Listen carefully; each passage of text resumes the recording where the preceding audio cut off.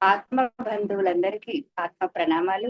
మనందరి గురువు విశ్వ గురువు పితామహ బ్రహ్మర్షి సుభాష్ పత్రిజీ గారికి, మాతా సమానురాలైన స్వర్ణమాల పత్రి గారికి అనంత కోటి ఆత్మ ప్రణామాలు, కృతజ్ఞతలు. మరి జూమ్ సెషన్ ద్వారా పాల్గొంటున్న మీకు అందరికీ ధన్యవాదాలు. ఫ్రెండ్స్, తిరుమల నాథ పిరమిడ్ ట్రస్ట్ ఆధ్వర్యంలో టిఎంసి ఛానల్ కి స్వాగతం, సుస్వాగతం. ప్రతిరోజు ఈ ఛానల్ ద్వారా మనము జ్ఞానాన్ని అందుకుంటున్నాము, ధ్యానం చేస్తూ ఉన్నాము. మరి ఈ రోజు మనకి జ్ఞానాన్ని అందించడానికి కవిత మేడం రావాల్సి ఉన్నారు, కానీ ఆవిడ ఫోన్ లిఫ్ట్ చేయట్లేదు. సో మరి 11:10 అయిపోతుంది కాబట్టి ఆ టాపిక్ కాకుండా వేరే టాపిక్, ఒక ఇంట్రెస్టింగ్ టాపిక్ తో నేను మీ ముందుకు వచ్చాను. నేను Prasanna Lakshmi. Okay, so friends, ఇవాళ ప్రతి ఒక్కరూ కూడా ఆరోగ్యము, అసలు అనారోగ్యం ఎందుకు వస్తుంది అనే దాన్ని అర్థం చేసుకుంటే ఆరోగ్యాన్ని ఎలా పొందొచ్చో అర్థం చేసుకోవచ్చు. లూయిస్ ఎలిహే, ఈవిడ ఒక యోగీశ్వరురాలు కంటే గొప్పది అంటాను నేను. ఎందుకంటే యోగులు మనకి కొంత జ్ఞానాన్ని అందించారు, వేదాలని, ఉపనిషత్తులని, వీటిని అందించారు. కానీ ప్రస్తుత సమాజంలో మానవుడు ఎదుర్కొంటున్న అతి ముఖ్యమైన సమస్య ఏంటి అంటే అనారోగ్య సమస్య. ఎంతో మంది కార్పొరేట్ హాస్పిటల్స్ కి వెళ్ళినప్పటికీ కొన్నిటికి చికిత్స లేని వ్యాధులు ఎన్నో వస్తూ ఉన్నాయి. మరి అలాంటి వ్యాధులన్నింటికి మూల కారణం ఏంటో కనుక్కోవడమే కాకుండా తన జీవితంలో తనకొచ్చిన క్యాన్సర్ ని ఛాలెంజింగ్ గా తీసుకొని తను రియల్ గా ఆ క్యాన్సర్ ని తగ్గించుకొని ఒక యోగినిగా ప్రపంచం ముందు విఖ్యాతగా నిలిచిన ఒక మహిళా మూర్తి యొక్క స్టోరీని ఈ రోజు నేను మీ ముందు ఉంచుతున్నాను. ఆవిడ పేరు లూయిస్ హే. ఆవిడ అమెరికా దేశంలో పుట్టింది. సెల్ఫ్ హెల్ప్ మూవ్మెంట్ సంస్థ వ్యవస్థాపకురాలు ఈవిడ. మానసిక తలంలోని ఆలోచనలని సరిచేసుకోవడం ద్వారా భౌతిక శరీరంలో అనారోగ్యాలని సరిచేసుకోవచ్చు అని నిరూపించింది ఈవిడ. అనేక స్వస్థత ప్రక్రియలతో కూడిన స్వీయ గ్రంథాన్ని రచించింది. అది you can heal your life. అది అనేక భాషలలో కొన్ని వేల కోట్ల పుస్తకాలు అమ్ముడు పోయాయి. మరి సో 2008లో ఆవిడ న్యూయార్క్ పత్రికకి ఏదైతే ఇంటర్వ్యూ ఇచ్చారో దాన్ని మన ధ్యాన జగత్తులో ఇచ్చారు. దాన్ని మనం ఈరోజు తెలుసుకుందాం ఫ్రెండ్స్. 1926 అక్టోబర్ 8వ తేదీన అమెరికా లాస్ ఏంజల్స్ లో ఒక బీద కుటుంబంలో జన్మించారు లూయిస్ హే. ఈవిడ చిన్నపిల్లగా ఉన్నప్పుడే తల్లిదండ్రులు ఇద్దరు గొడవ పెట్టుకోవడంతో వాళ్ళిద్దరూ విడిపోయారు. లూయిస్ తల్లి ఏం చేస్తుంది అంటే చిన్న చిన్న ఉద్యోగాలు చేస్తూ ఈవిడని పెంచి పెద్ద చేసింది. ఆ క్రమంలోనే ఆమె రెండో వివాహం చేసుకుంది. అక్కడ అమెరికాలో అది చాలా కామన్. సెకండ్ మ్యారేజ్ అనేది పెద్ద ఇష్యూ కాదు. అందులో ఫస్ట్ మ్యారేజ్ డైవర్స్ అయిపోయింది, చిన్న పాప ఉంది. ఆవిడ సెకండ్ మ్యారేజ్ చేసుకుంది. సెకండ్ మ్యారేజ్ చేసుకున్న తర్వాత ఆ తండ్రి చేతిలో ఒక చిన్నారి పాపగా ఉన్న, అంటే 5 నుంచి 6 సంవత్సరాల వయసున్న లూయిసే అనేక సార్లు భౌతికంగా దాడికి గురి అవుతుంది. అలాగే ఎన్నో సంక్లిష్టతలు. తల్లికి అంత ఇష్టం ఉండదు, తండ్రి ఏమో భౌతికంగా కూడా దాడి చేస్తూ ఉంటాడు. అలా బాల్య జీవితం అంతా ఎంతో సంక్లిష్టలతో కలిసి జరిగిపోయింది ఆమెకి. లెక్కలేనన్ని సార్లు శారీరకంగా, మానసికంగా ఆవిడ బాధపడడం జరిగింది. అలా బాధపడుతూనే తను స్కూల్కి వెళ్ళడము. కానీ 15 సంవత్సరాల వయసున్నప్పుడే స్కూల్లో చదువు మీద కాన్సన్ట్రేషన్ చేయలేకపోవడంతో డ్రాప్ అవుట్ గా మిగిలిపోయింది. ఆ గందరగోళంలో ఉన్నప్పుడే 15 ఇయర్స్ ఏజ్ లోనే ఆవిడ గర్భవతి అవ్వడము, ఒక చిన్న పాపకి జన్మనివ్వడం కూడా జరిగిపోయింది. కానీ అసలు ఆ పాపని ఎలా పెంచాలో కూడా తనకు అర్థం అవ్వలేదు. చూడండి, తనకే 15 సంవత్సరాల వయసు. అలా అని చదువుకుందా అంటే డ్రాప్ అవుట్ గా మిగిలిపోయింది. చేతిలో చిన్న పిల్ల, ఏం చేయాలో అర్థం కాక ఆ పిల్ల ముఖాన్ని కూడా చూడకుండానే దత్తత ఇచ్చేసి వెళ్ళిపోతుంది అనమాట. అక్కడి నుంచి చికాగో వెళ్ళిపోయి చిన్న చిన్న ఉద్యోగాలు చేసుకుంటూ తనని తాను పోషించుకుంటూ చివరికి న్యూయార్క్ నగరానికి చేరుకుంది. న్యూయార్క్ వెళ్ళిన తర్వాత అక్కడ మోడలింగ్ లోకి ప్రవేశించి ఇంకా అప్పటి నుంచి తన జీవితం టర్న్ అయిపోతుంది. ఒకసారి మోడలింగ్ లోకి వెళ్ళిన తర్వాత తను షైన్ అవ్వడంతో విలాసవంతమైన జీవితాన్ని గడుపుతూ 1954లో ఒక ఉన్నత కుటుంబానికి చెందిన ఒక వ్యాపారవేత్తని పెళ్లి చేసుకుంటుంది. గృహిణిగా ఉంటూనే తన కెరియర్ ని తను డెవలప్ చేసుకుంటూ ఉంది. కానీ విధి మళ్ళీ ఆవిడ జీవితంతో ఆడుకోవడంతో 14 సంవత్సరాల వైవాహిక జీవితం అనంతరము ఆ భర్త ఆవిడకి ఆ ఇంకొక స్త్రీతో వెళ్ళిపోతాడనమాట. ఇంకా అక్కడితోటి ఆవిడ స్త్రీ హృదయం చాలా గాయపడుతుంది. ఎందుకు అంటే చిన్నప్పుడే తల్లి తండ్రి పోవడము, దాని తర్వాత ఒక అమ్మాయికి జన్మనివ్వడము, ఆ అమ్మాయిని దత్తత ఇవ్వడము, మళ్ళీ అలా బాధలో స్ట్రగుల్లో ఉండగానే సరే ఏదో ఒక రకంగా తన ఫ్యాషన్ రంగంలో నిలదొక్కుకోవడంతో ఒక మంచి వ్యక్తితో వివాహం జరిగింది. ఒకటి కాదు, 2 సంవత్సరాలు కాదు, 14 సంవత్సరాలు చాలా చక్కగా వాళ్ళిద్దరూ అన్యోన్యంగా ఉంటారు. కానీ భర్త ఇంకొక అమ్మాయి ప్రేమలో పడిపోయి తనని వదిలేసి వెళ్ళిపోతాడు. ఇంకా అప్పుడు ఏం చేస్తుంది అంటే ఆవిడ అక్కడితో ఆగిపోలేదు. అక్కడి నుంచి తన ఆధ్యాత్మిక విజ్ఞానాన్ని విశేషంగా పెంచుకుంటూ వచ్చింది.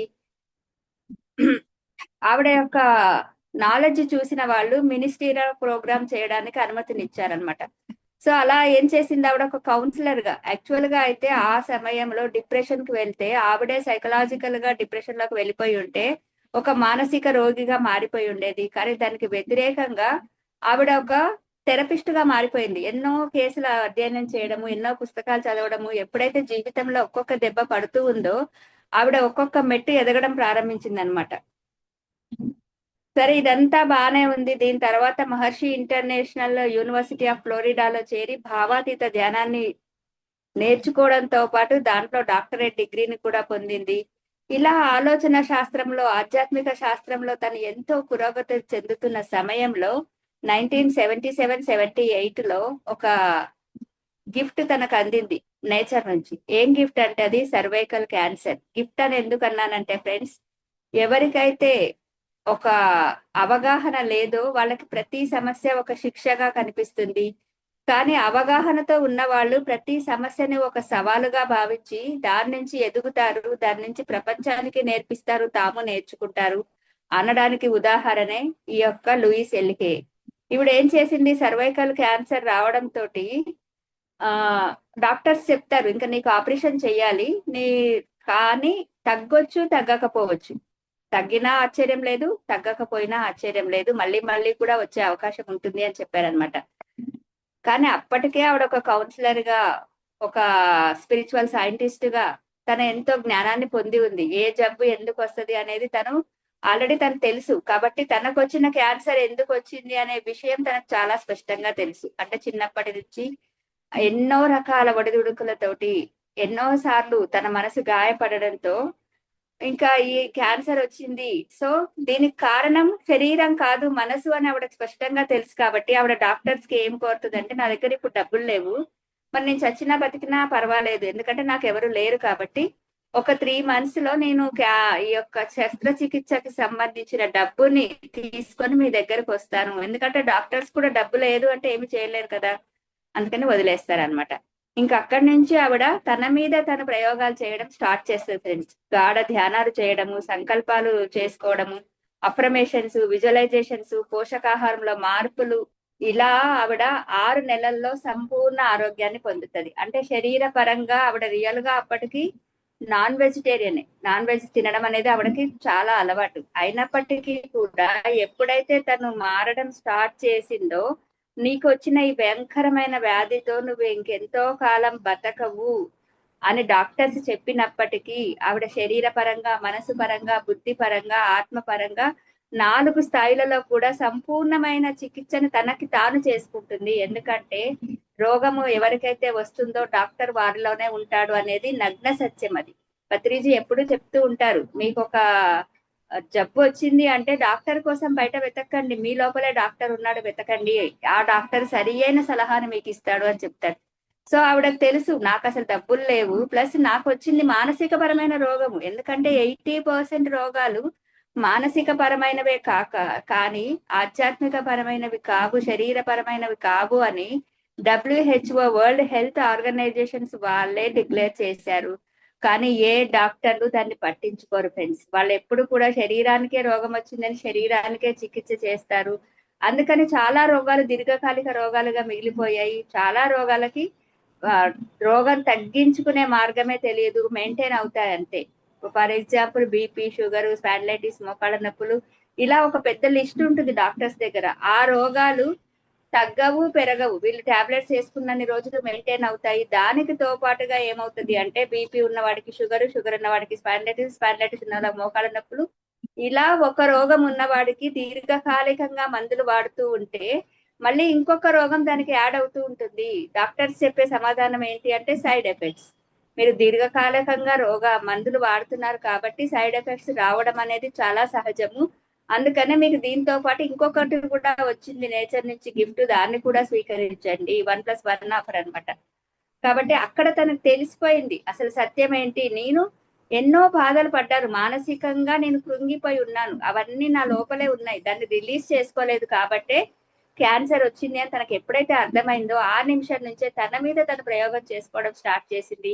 అప్పటి వరకు ఏదైతే చెప్తూ వచ్చిందో, ఏదైతే కౌన్సిలింగ్స్ చేస్తూ వచ్చిందో, ఒక సంస్థనే స్థాపించి తన పుస్తకాలు రాయడము, కౌన్సిలింగ్స్ చేయడము, ఇవన్నీ చేస్తూ వచ్చిందో, ఇప్పుడు తన ఇన్నర్ జర్నీ అని స్టార్ట్ చేస్తుంది అనమాట. అలా 6 months లోపల ఆవిడ పరీక్షించిన డాక్టర్లు ఏం చెప్తారు అంటే అసలు క్యాన్సర్ లక్షణాలు ఏవి కూడా ఈ శరీరంలో లేవు అని సర్టిఫైడ్ డాక్టర్స్ ఆవిడకి చెప్పేస్తారు. నీకు అసలు క్యాన్సర్ అనేదే లేదు అంటే. చూడండి ఫ్రెండ్స్, ఎంత ఈజీగా ఆవిడ ఉన్న జ్ఞానంతో అదే చెప్తాడు కృష్ణ భగవానుడు భగవద్గీతలో. పూర్వ జన్మ కృతం పాపం వ్యాధి రూపేణ్య పీడ్యతే జ్ఞానాగ్ని దగ్ధ కర్మాణం అంటే పూర్వ జన్మలో పాపాలే ఈ జన్మలో రోగాలు. మరి జ్ఞానం అనే అగ్నిలో ఈ కర్మలు దగ్ధమైనప్పుడు ఆ రోగాలు అనేవి మటుమాయం అయిపోతాయి.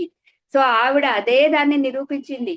జ్ఞానంతోటే, తనకున్న నాలెడ్జ్ తోటే, తన అఫర్మేషన్స్ చెప్పుకోవడం కానివ్వండి, విజువలైజేషన్స్ చేసుకోవడం కానివ్వండి, బాడీ పరంగా ఎటువంటి ఆహారాన్ని తీసుకోవాలి అటువంటి ఆహారాన్ని తీసుకోవడము, తన లోపల ఏవైతే బాధలు, భయాలు, దుఃఖము ఇవన్నీ ఉన్నాయో వాటన్నిటినీ కూడా బయటికి పంపించేయడము, ఇలా అన్ని రకాలుగా తనను తాను హీల్ చేసుకొని విత్ ఇన్ 6 months లో మిరాక్యులస్ గా తను ఒక రిజల్ట్ ని డాక్టర్స్ ముందు చూపించగలిగింది. డాక్టర్స్ అందరూ ఆశ్చర్యపోతారు, ఇది ఎలా జరుగుతుంది.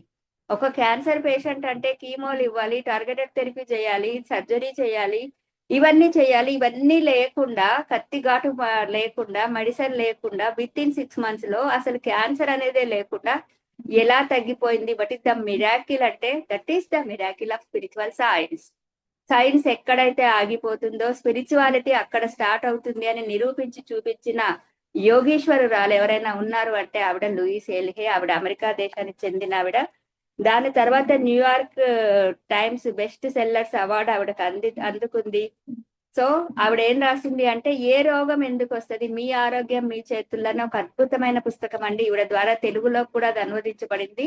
ఆ పుస్తకం కనుక మీ దగ్గర ఉంటే మీకు తలనొప్పి రావడానికి కారణం ఏంటి, మెడ నొప్పి రావడానికి కారణం ఏంటి, షుగర్ రావడానికి కారణం ఏంటి, బీపీకి కారణం ఏంటి, ఇలా ఎన్ని అయితే రోగాలు ఉన్నాయో ఆ రోగాలకి మీకు మానసికమైన కారణాలు ఏంటి, మళ్ళీ వెంటనే ఆవిడ టాబ్లెట్ కూడా అక్కడే ఇచ్చేస్తారు. ఏంటి టాబ్లెట్, స్పిరిచువాలిటీలో మీరు ఏం చెయ్యాలి దానికి అంటే మీ యొక్క మనసుని ఎలా ఆ యొక్క భావాల నుంచి బయటికి తీసుకురావాలి, దానికి తగ్గ అఫర్మేషన్స్ ఏంటి అనేది కూడా ఆవిడ ఆ బుక్ లో క్లియర్ గా రాసేశారు. అంటే ఈ హెల్త్ ఇష్యూ వచ్చింది అంటే ఇది కారణమై ఉంటది, మీ మనసు ఇలా ఉండుంటది.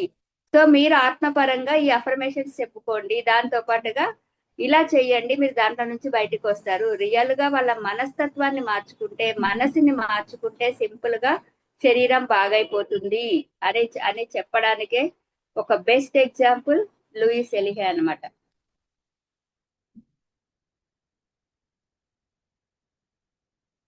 దీని తర్వాత ఈవిడ జీవిత చరిత్ర ఆధారంగా you can heal your life అనే చలన చిత్రాన్ని కూడా ఆవిడ పేరుతో తీశారు. దానికి ఆవిడకు అవార్డు కూడా వచ్చింది. సో ఆలోచన విధాలను మార్చుకోవడం ద్వారా సంపూర్ణ ఆరోగ్యాన్ని పొందే ఆలోచన శాస్త్రాన్ని దాదాపు 30 సంవత్సరాల పాటు ప్రపంచమంతా తిరిగి ప్రజలకు బోధించిన లూయిస్ హే ఎన్ని సంవత్సరాలు జీవించిందో తెలుసా? 91 సంవత్సరాలు జీవించి 2017 ఆగస్టు 30వ తేదీన ఎలా వెళ్ళిపోయింది ఆవిడ భూలోకాన్ని వదిలి అంటే సంపూర్ణ ఆరోగ్యవంతురాల్లాగా. అంటే ఒక్కసారి క్యాన్సర్ వచ్చింది ఆవిడకి, కానీ దాని తర్వాత దాన్ని తగ్గించుకున్న తర్వాత మళ్ళీ ఎప్పుడు కూడా అనారోగ్యం అనేది ఆవిడ దరికి చేరలేదు. ఆవిడ ఈ భూమి నుంచి ఎలా నిష్క్రమించింది అంటే సంపూర్ణ ఆరోగ్యంతో 91 సంవత్సరాలు జీవించి చాలా ఆనందంగా హాయిగా ప్రపంచ దేశాలన్నిటినీ తిరిగి ఎంతో మందికి జ్ఞానాన్ని అందించి ఎన్నో పుస్తకాలను రచించి ఎన్నో సొసైటీల ద్వారా తను సేవ చేస్తూ అలా తన ఈ భూలోకాన్ని వదిలి వెళ్ళిపోయింది.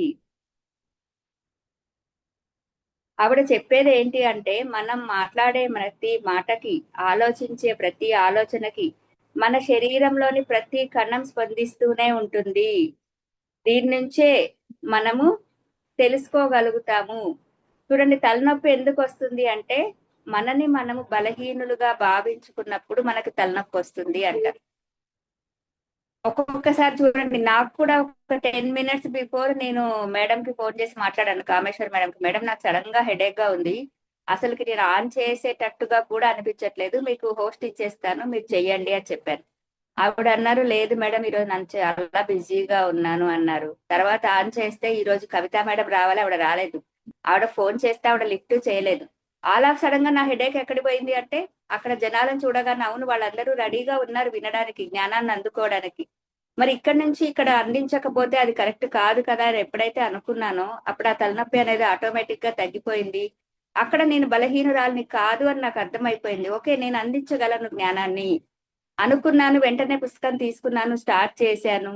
సో ఫ్రెండ్స్, ఏదైనా కూడా మనం కూడా చూడండి, ఒక్కొక్కసారి చాలా నీరసంగా అనిపిస్తది, ఫీవరిష్ గా అనిపిస్తది. కానీ ఆ టైంలో మనకు కావలసిన ఆత్మీయులు వచ్చారు అంటే విత్ ఇన్ 5 minutes లో రీఛార్జ్ చేసినట్టుగా అయిపోతాం. అంటే మనకు అర్థం అవ్వాలి ఏంటి అంటే, మనకొచ్చే రోగాలు ఏవైతే ఉన్నాయో అవి శరీరానికి కాదు, మానసిక పరమైనవే. సో అందుకనే ఎప్పుడైనా సరే తలనొప్పి వచ్చింది అంటే మిమ్మల్ని మీరు నిందించుకోకండి, మిమ్మల్ని మీరు క్షమించుకుంటే మీకు తెలియకుండానే మీ తలనొప్పి తగ్గిపోతుంది ఫ్రెండ్స్. అలాగే సైనస్ అనేది ఎందుకు వస్తుందో తెలుసుకుందాం.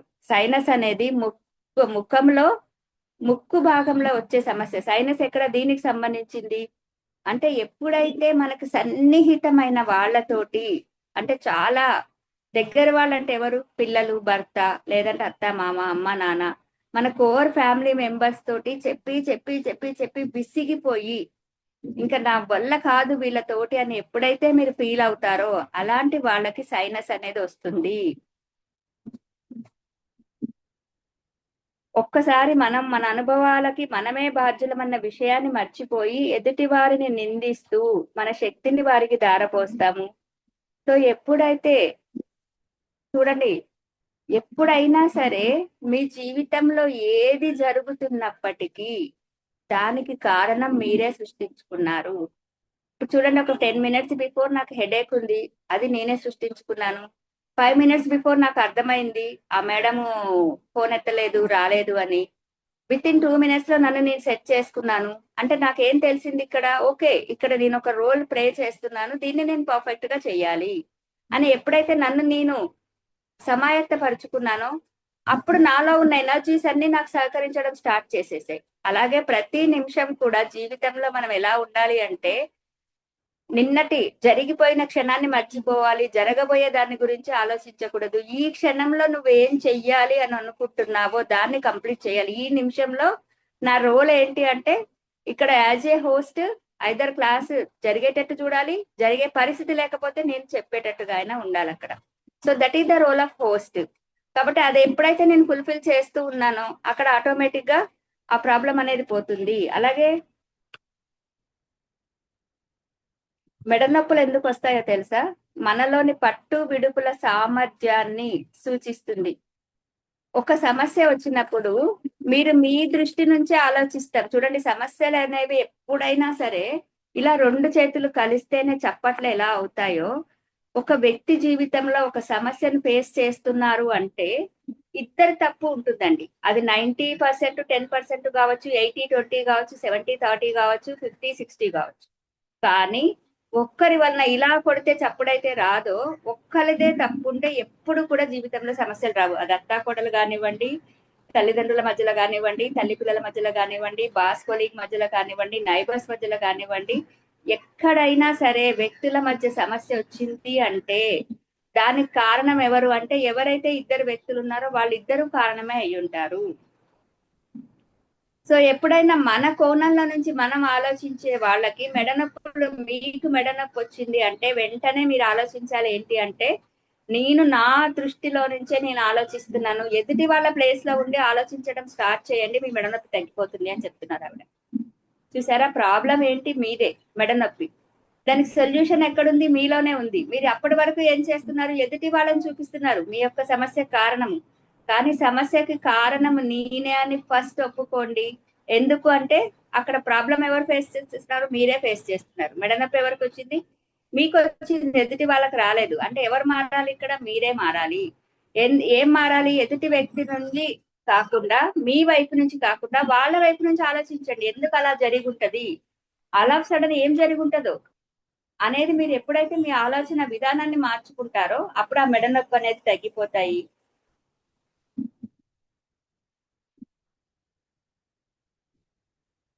సో పాదాల సమస్యలు ఎవరికి వస్తాయి అంటే, పాదాలు అంటే చూడండి, ఇలా ముందుకు వెళ్ళడానికి వెనక్కి వెళ్ళడానికి మనకు సహాయం చేస్తాయి కదా.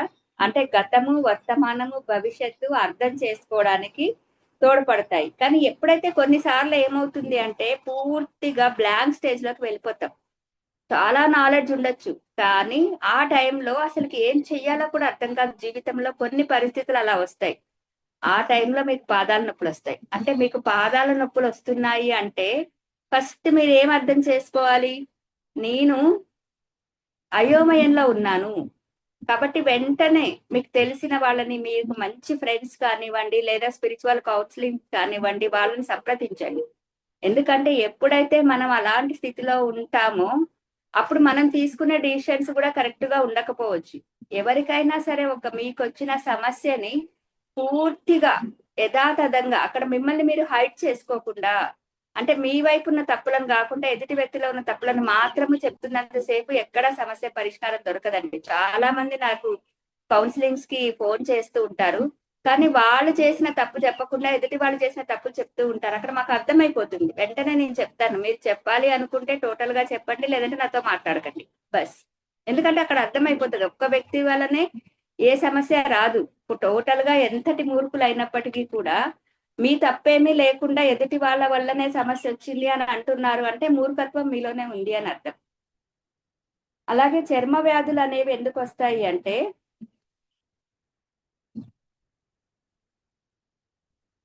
మన శరీరం పైన ఉన్న చర్మము మన వ్యక్తిత్వాన్ని సూచిస్తుంది. చర్మ సంబంధిత వ్యాధులు కలిగినప్పుడు మనలో మన వ్యక్తిత్వానికి భంగం వాటిల్లుతుందని భయం వేస్తుంది. అంటే ఇతరులు మనపై అధికారం చూపిస్తారేమో అని మనం భయపడుతూ ఉంటాము. సో దీని నుంచి పరిష్కారం ఏంటో తెలుసా? మీ మనసులో రోజుకి కొన్ని వందల సార్లు నేనంటే నాకు ఇష్టం, నన్ను నేను అంగీకరిస్తున్నాను. చూసారా ఎంత సింపుల్ టాబ్లెట్ ఇది. రోజు కొన్ని వందల సార్లు ఇది అనుకోండి అని చెప్తున్నారు ఆవిడ. నేనంటే నాకు ఇష్టం, నన్ను నేను అంగీకరిస్తున్నాను, I love my self, I love my self, I love my self అని 3 సార్లు అనుకోగానే 4గోసారి మీ మనసులో నుంచే మీ మనసు ప్రశ్నిస్తుంది, నిన్ను నేను ఎలా ప్రేమిస్తాను? ఎందుకు అంటే నీలో ఇంకా కోపం ఉంది, నీకు ఇంకా అహంకారం ఉంది, నీకు ఇంకా అసూయ ఉంది అని ఎప్పుడైతే మీ మనసు చెప్తుందో అప్పుడు మిమ్మల్ని మీరు ప్రేమించుకోలేరు, నిందించుకుంటారు. సో వెంటనే మీరు అక్కడ సరి చేసుకోవాల్సి వస్తుంది. ఆవిడ ఏం చెప్తున్నారు అక్కడ? నన్ను నేను ప్రేమించుకుంటున్నాను, ఐ లవ్ మై సెల్ఫ్ అని అనుకోండి. అద్దం ముందు నిలబడి మీరు ఇది ఒక్కటి టెక్నిక్ చేసి చూడండి. నేను చాలా అందంగా ఉన్నాను, నన్ను నేను ప్రేమించుకుంటున్నాను, నన్ను నేను క్షమించుకుంటున్నాను, నన్ను నేను అంగీకరిస్తున్నాను అని అనుకోండి. ఒక 4-5 టైమ్స్ రిపీట్ చేసేసరికి మీ లోపల నుంచి వందల క్వశ్చన్స్ బయటకు వస్తాయి ఫ్రెండ్స్. ఇది నేను చేశాను, ఒక 21 days సాధన చేశాను. అప్పుడు మన మనసులో ఉన్న మాలిన్యం అంతా కడిగివేయబడుతుంది. అంటే అక్కడ గతము ఉండదు, భవిష్యత్తు ఉండదు, మనని మనం నిందించుకోవడం ఉండదు, ఎదుటి వాళ్ళని నిందించడం అసలే ఉండదు. No complaint, no argument, no judgement. Total గా అర్థం ఎలా ఉంటుందో మనం కూడా అలా ప్రశాంతమైన స్థితిలోకి వెళ్ళిపోతాం. ఫస్ట్ లో ఏడుపు వస్తుంది, కోపం వస్తుంది, దుఃఖం వస్తుంది, ఆవేశం వస్తుంది. నన్ను నేను ప్రేమించుకుంటున్నాను అనుకోవడం అంత కష్టమైన విషయం అనుకుంటారు, కానీ ప్రాక్టీస్ చేసి చూడండి, రకరకాల ఫీలింగ్స్ వస్తాయి మీ లోపల నుంచి. ఇలా తన్నుకుంటూ వస్తాయి ఫీలింగ్స్ అన్ని. అవన్నీ ఎప్పుడైతే టోటల్ గా పోతాయో అప్పుడు మీ చర్మ సమస్యలు అనేవి పోతాయి అన్నమాట. అలాగే క్యాన్సర్ కూడా కారణం చెప్పారు ఆవిడ. దీర్ఘకాలకంగా కోపాన్ని లోపలే అణిచిపెట్టుకుంటే క్యాన్సర్ వస్తుంది. వ్యవస్థ పట్ల, వ్యక్తుల పట్ల, సంఘటనల పట్ల నమ్మకాన్ని కోల్పోయినప్పుడు క్యాన్సర్ వస్తుంది. సో తమకు ఏదో అన్యాయం జరిగింది అనే భావన ఉండడం వల్ల క్యాన్సర్ వస్తుంది. క్యాన్సర్ తో బాధపడేవారు ఎక్కువగా ఆత్మవిమర్శ చేసుకుంటారు కానీ తమను తాము ప్రేమించుకోవడమే క్యాన్సర్ కి మంచి మందు అంటున్నారు ఆవిడ. అంటే ఏం చేసేవారంట ఆవిడ, ఒక మెత్తను పెట్టుకొని దాన్ని గట్టిగా కొట్టేవాళ్ళంట. లేదంటే ఒక ప్లేటుని పెట్టుకొని దాన్ని ఎత్తేసేవాళ్ళు. ఒక అద్దాన్ని పగలగొట్టడం అంటే తనలో ఉన్న కోపాన్ని ఆవేశాన్ని టోటల్ గా ఏదో ఒక వస్తువు మీద చూపించేసి బయటికి పంపించేయడం. మన ఇళ్లలో కూడా చేస్తాం. మొగుడు మీద కోపం వస్తే పిల్లలను తిడతాము, పిల్లల మీద కోపం వస్తే మొగుడు నరుస్తాము, అత్తమామల మీద కోపం వస్తే పక్కింటోళ్ళు నరుస్తాం. మనం కూడా చేస్తాం ఇది. కానీ వస్తువుల మీద, అది కూడా మెత్తలు అలాంటి వాటి మీద చూపించండి. నేనైతే ఇంట్లో ఒక ప్లేట్ పెట్టుకున్నాను. ఫస్ట్ లో నాకు మైగ్రేన్ హెడేక్ ఉండేది. ఎప్పుడైతే ఈ బుక్ చదివానో నాకు అర్థమైపోయింది. మైగ్రేన్ హెడేక్ కానివ్వండి, ఏదైనా కానివ్వండి, కొన్నిసార్లు నాలో ఉన్న నిస్సహాయతే దీనికి కారణము. సో ఇవన్నీ బ్లాక్స్ లాగా ఏర్పడిపోయాయి. సో ఆ బ్లాక్స్ అన్ని రిలీజ్ అయిపోవాలి. ఆ వ్యక్తుల మీద ఉన్న కోపము, ద్వేషము, పగ, అసూయ ఇవన్నీ కూడా రిలీజ్ చెయ్యాలి అంటే ఆ వ్యక్తిని, ఆ సంఘటనని గుర్తు తెచ్చుకొని వాళ్ళ మీద ఉన్న కోపాన్ని ఆ వస్తువు మీద చూపించడము, అలా ప్రాక్టీస్ చేయాలన్నమాట. ఇదొక సిన్సియర్ గా మన మనసుని మనం క్లీన్ చేసుకునే ఒక ప్రక్రియ. అలా ప్రాక్టీస్ చేసినప్పుడు ఆటోమేటిక్ గా మీ మనసు అనేది ప్రశాంతమైన స్థితికి చేరుకుంటుంది. సో ఇలా ఈ పుస్తకంలో కొన్ని వందల ప్రాబ్లమ్స్ కి వందల సొల్యూషన్స్ ఇచ్చారు. You can heal your life. ఆ పుస్తకం మీ ఆరోగ్యం మీ చేతుల్లో, మీ జీవితానికి మీరే సృష్టికర్తలు. ఇలాంటి ఎన్నో పుస్తకాలు రాశారు కూడా లూయిస్ ఎల్హే. మరి 91 సంవత్సరాలు క్యాన్సర్ ని జయించి చాలా ఆరోగ్యంగా ఈ భూమి మీద నుంచి నిష్క్రమించిన ఒక అద్భుతమైన మహిళా ఆధ్యాత్మికవేత్త లూయిస్ ఎల్హే గురించి ఈరోజు మనం తెలుసుకున్నాం. మరి చక్కగా ధ్యానం చేద్దాం ఫ్రెండ్స్. కాసేపు హాయిగా కూర్చుందాం, శ్వాసని గమనిస్తూ ఉందాం. శ్వాస మీద ధ్యాస.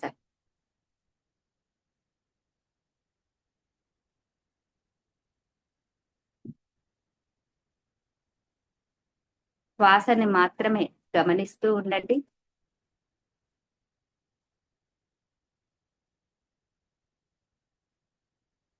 లూయిస్ ఎల్హే యొక్క ఎనర్జీతో కనెక్ట్ అయి చక్కగా ధ్యానం చేద్దాం.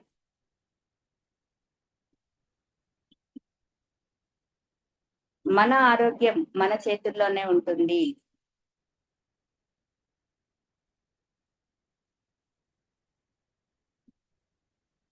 మీ అనారోగ్యానికి కారణం మీ మానసిక పరమైన సమస్యలే కానీ శారీరక పరమైన సమస్యలు కావు.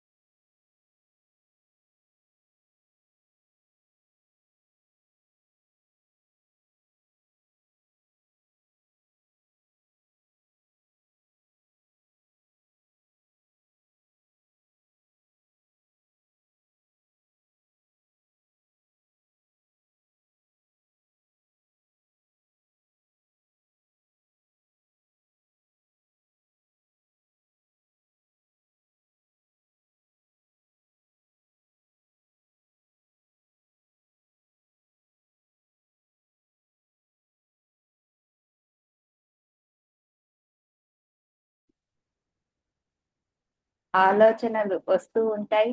కట్ చేయండి, శ్వాసను మాత్రమే గమనిస్తూ ఉండండి.